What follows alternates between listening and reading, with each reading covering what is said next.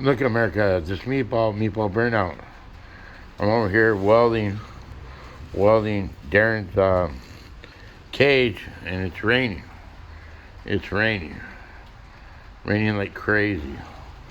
It was dry when I started welding this cage, but guess what?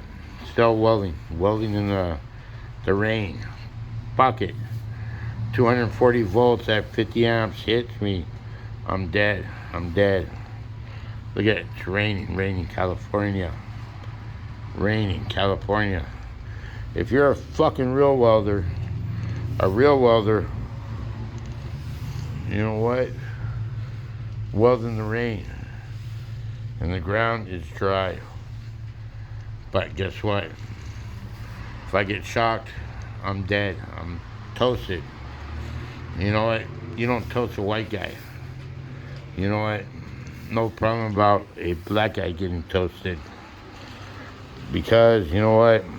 Black guys smell dead all their life. Meatball out.